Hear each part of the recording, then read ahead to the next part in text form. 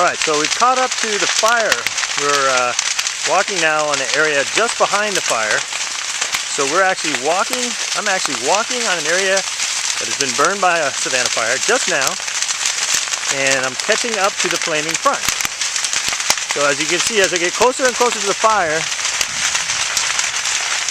there's more and more ash and twigs burning. There's still some fire in this tree, but the fire is actually moving away from me.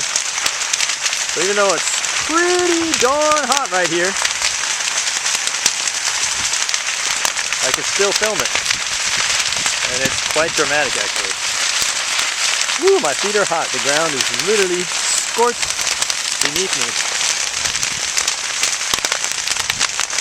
And as you can see, I'm kind of running from left to right. There's a wall of fire now.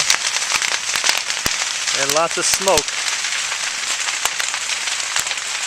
And you can see the African sun there in between the smoke. Now, this is what it's like to be in a savanna fire. Kind of surprised. You don't have to run away. I actually jumped over the flaming front to get where I am now when it had reached a point where the grasses were quite low. And as you can see right now, it's kind of damping down. Grasses are quite low here.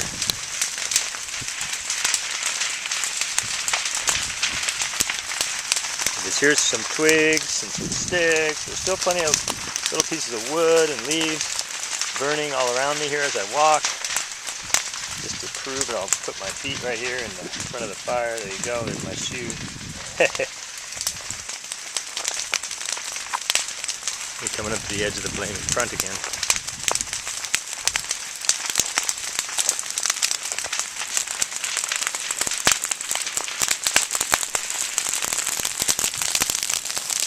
Here goes the fire. It's now reached the place where the grasses are somewhat taller, so it's going to shoot up.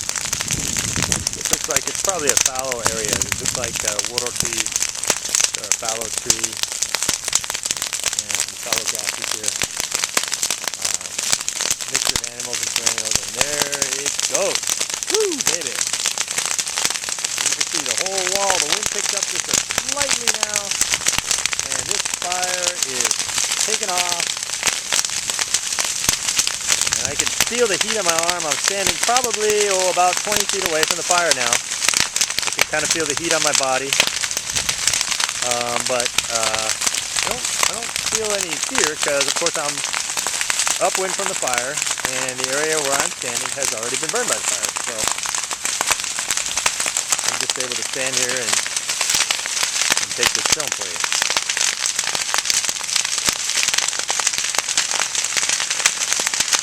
I'm going to walk over here a little closer to this area that's burning right now.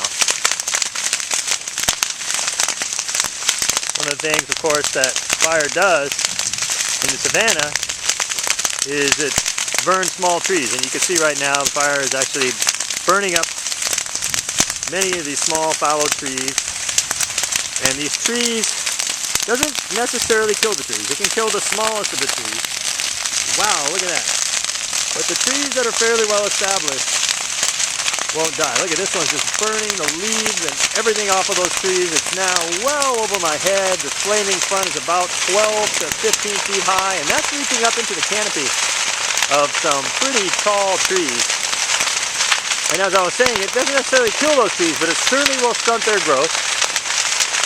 It may burn them back to the point where they're only a meter or so high, and that's well within the flaming front. And in fact, that'll be well within the flaming front that comes through next year. And as a result, there's a phenomenon known as the Gulliver syndrome, whereby trees are continually burned back by fires that burn through these tall annual and perennial grasses. The perennials are the taller and hotter burning ones. And it traps them.